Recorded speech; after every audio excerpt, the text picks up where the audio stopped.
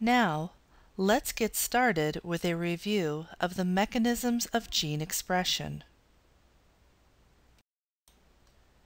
In chromatin, negatively charged DNA loops twice around each positively charged histone octamer to form a nucleosome bead. Think beads on a string.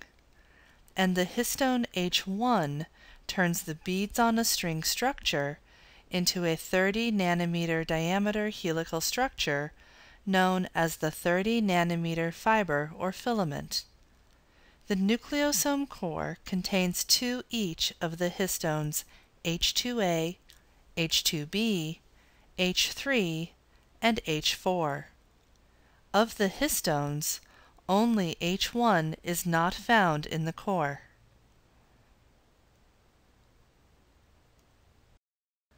Chromatin is found in both condensed and extended forms. The condensed form is referred to as heterochromatin, and it is transcriptionally inactive, while the extended form is referred to as euchromatin and is transcriptionally active. A mnemonic to remember the function of euchromatin is U equals true, as in truly transcribed. The nucleotides can be divided into two categories: purines, which are A and G and have two rings, and pyrimidines, which are C, T, and U and have one ring. Helpful mnemonics to remember this are pure as gold for purines and cut the pie for pyrimidines. U, which stands for uracil, is found in RNA, while T, which stands for thymine, is found in DNA.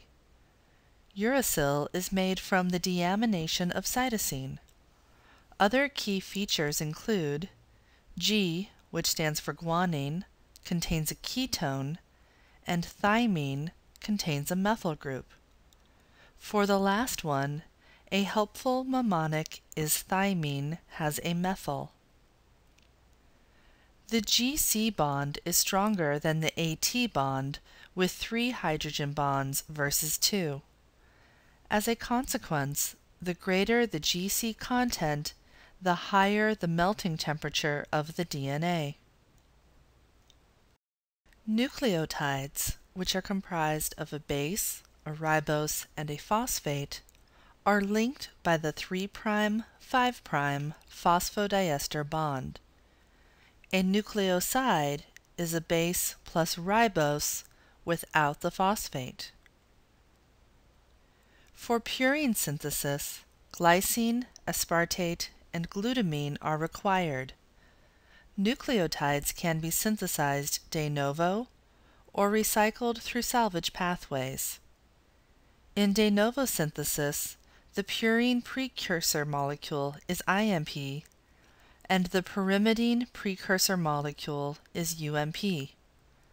Ribonucleotides are synthesized first and then converted by ribonucleotide reductase to deoxyribonucleotides. Now let's take a closer look at the features of the genetic code. The genetic code is unambiguous in that a codon specifies only one amino acid, and it is redundant, since more than one codon may specify the same amino acid.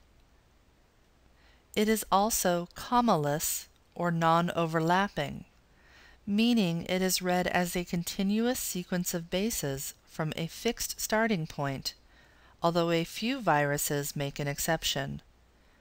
And it is universal, meaning it is conserved throughout evolution, with the exceptions of mitochondria, archaebacteria, mycoplasma, and some yeast.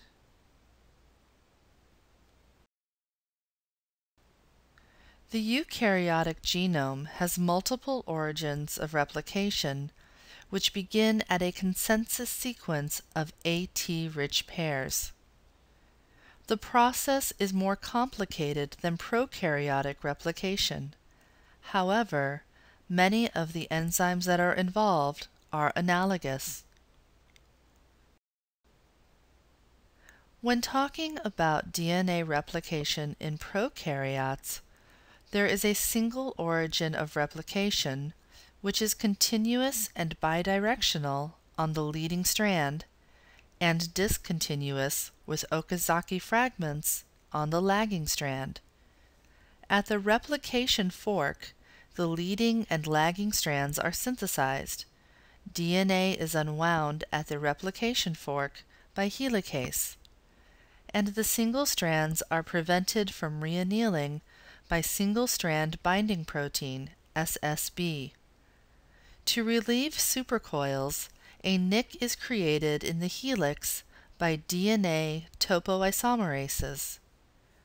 An example of a DNA topoisomerase is DNA gyrase, which can be inhibited by fluoroquinolones.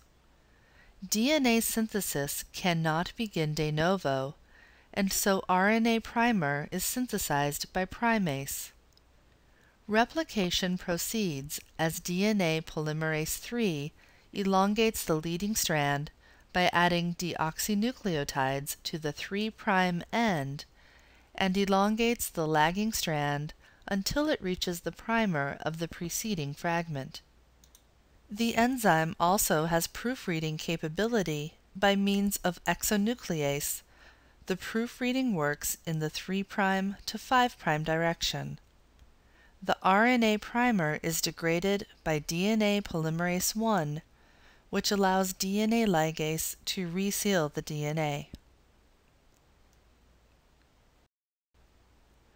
DNA and RNA are synthesized 5' to 3', and protein is synthesized N to C. Incoming nucleotides, with triphosphate at the 5' site, are added onto the 3' hydroxyl group of the previous nucleotide in a DNA strand. Now let's talk about the processes of transition and transversion. In transition, a purine is substituted for a purine, or a pyrimidine is substituted for a pyrimidine. A mnemonic is transition equals identical types. In transversion, a purine is substituted for a pyrimidine or vice versa. A mnemonic to remember this is transversion equals conversion between types. There are several types of DNA mutations. In silent mutations, the codon codes for the same amino acid. These mutations often occur in the third position of the codon. They can be harmful if the mutation occurs such that the required tRNA is not readily available. In missense mutations, the codon codes for a different amino acid. If the new amino acid has similar properties, the protein may function normally, in which case this is a quiet or conservative mutation. A nonsense mutation results in a stop codon appearing prematurely and can be remembered with the mnemonic "stop the nonsense." These mutations can be ranked in order of severity of damage. Nonsense is greater than missense, which is greater than silent. Finally, a frameshift mutation results in a completely different translation from the original. Single-strand DNA may be repaired by 3 different mechanisms. Base excision repair repairs damage to a single base caused by oxidation, alkylation, hydrolysis, or deamination. The damaged base is recognized and removed, and the gap is filled and resealed. Nucleotide excision repair recognizes bulky, helix-distorting lesions such as pyrimidine dimers and 6,4 photoproducts. The oligonucleotide containing the damaged base is released, the gap is filled and resealed. Finally, mismatch repair corrects errors of DNA replication and recombination that result in mispaired but undamaged nucleotides. The mismatched nucleotides are removed, and the gap is filled and resealed. Double-strand breaks are hazards to the cell and can be repaired by non-homologous end joining, microhomology-mediated end joining, or homologous recombination. Now let's discuss different mechanisms of genetic exchange. In transformation, a cell's genome is altered by the incorporation and expression of DNA from the environment. This occurs most commonly in bacteria. In transduction, DNA is transferred from one bacterium to another by a virus.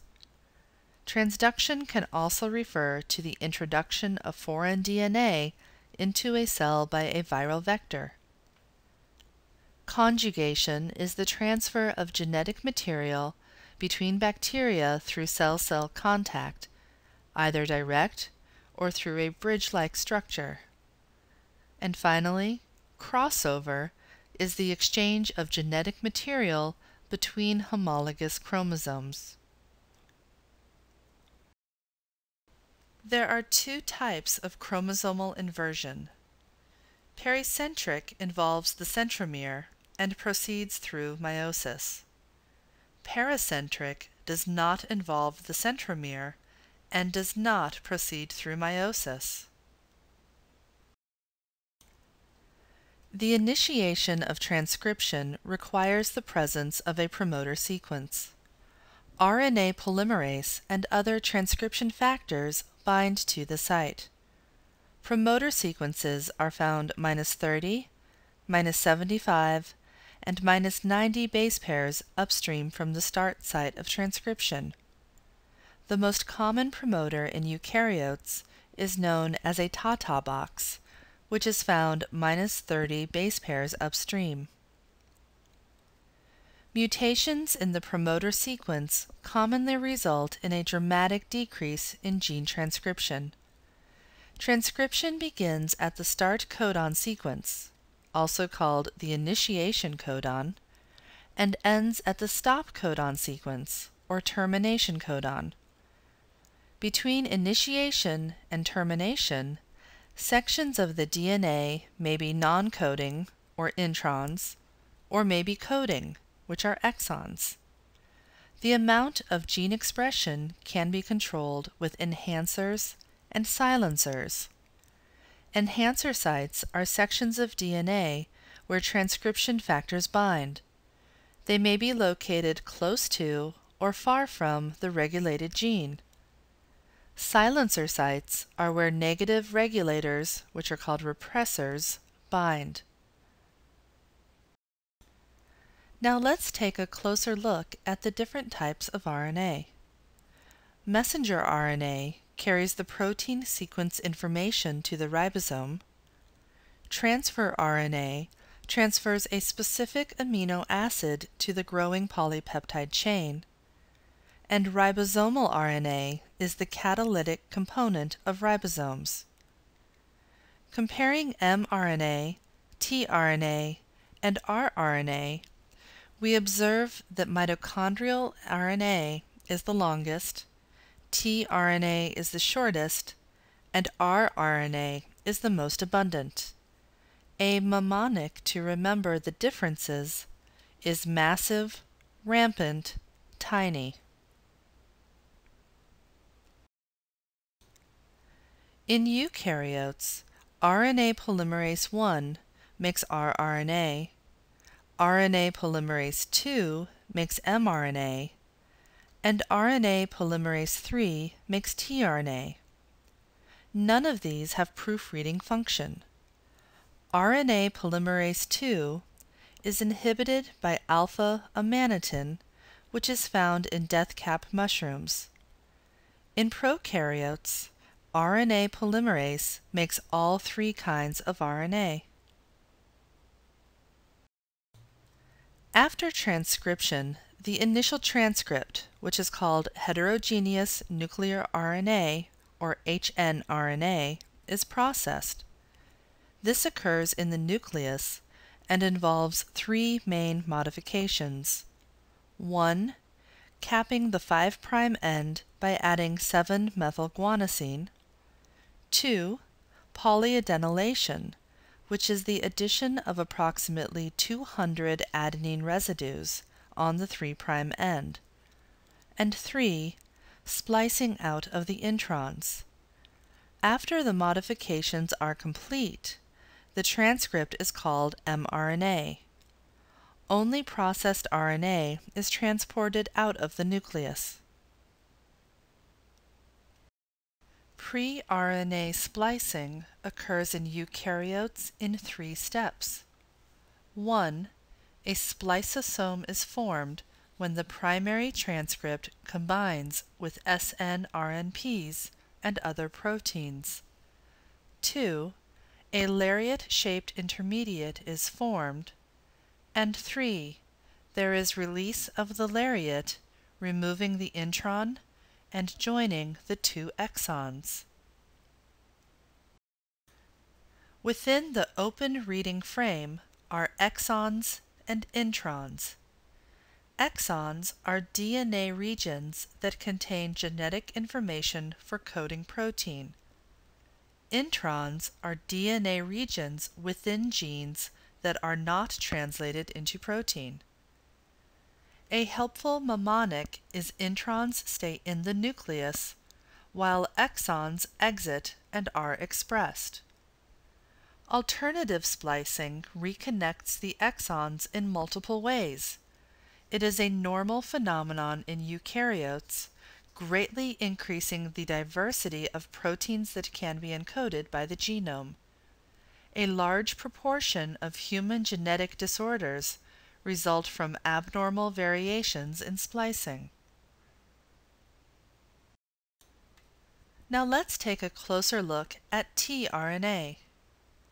The salient features of the structure of tRNA are as follows. It contains 75 to 90 nucleotides. It has a clover leaf form, a secondary structure, and the anticodon end is opposite the 3' aminoacyl end. CCA occurs at the 3' end of all tRNAs, and the 3' end is where the amino acid is covalently bound.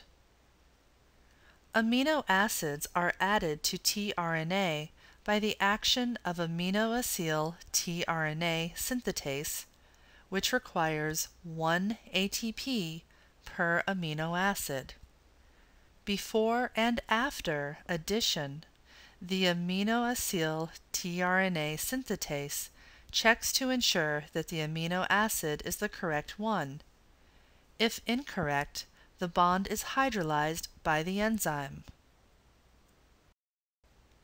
While we're on the topic of tRNA, we need to discuss the phenomenon called tRNA wobble.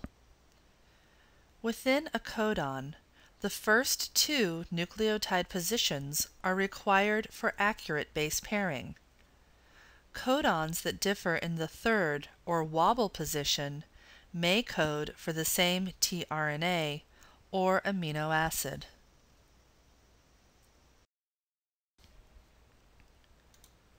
Now let's take a closer look at protein synthesis, beginning with initiation. During initiation, the small subunit of the ribosome, 40S, binds to the 5' end of mRNA with the help of initiating factors. It proceeds downstream until it encounters the start codon. At this point, it is joined by the large subunit, 60S, and a special initiator tRNA.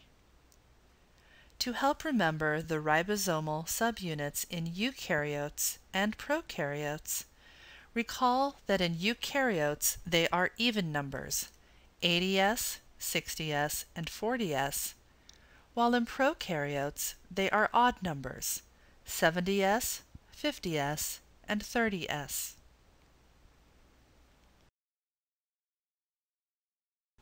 The next step in protein synthesis is elongation. During elongation, an aminoacyl tRNA able to base pair with the next codon on the mRNA arrives at the A site. Associated with the aminoacyl tRNA is an elongation factor and GTP. Aminoacyl tRNA binds to the A site except when at the initiator, methionine. In that case, a special initiator tRNA binds to the P site. The peptide bond formation is catalyzed by peptidyltransferase. After each addition, the tRNA is released from the P site. The ribosome moves one codon downstream. The most recently arrived aminoacyl tRNA shifts to the P site, and this opens up the A site. The last step is promoted by another protein elongation factor and GTP. A mnemonic to help remember the different sites is A site equals incoming aminoacyl tRNA, P site equals accommodates growing peptide, and E site equals hold empty tRNA as it exits.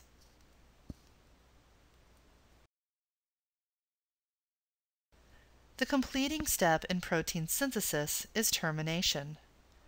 Termination occurs when the ribosome reaches the stop codon. Protein release factors recognize the stop codons and help release the polypeptide from the ribosome. The ribosome complex dissociates and can be reassembled later. During tRNA aminoacylation, ATP is converted to AMP. During loading of tRNA onto the ribosome, GTP is converted to GDP. During translocation, GTP is converted to GDP. The total energy expenditure is 4 phosphoanhydride bonds.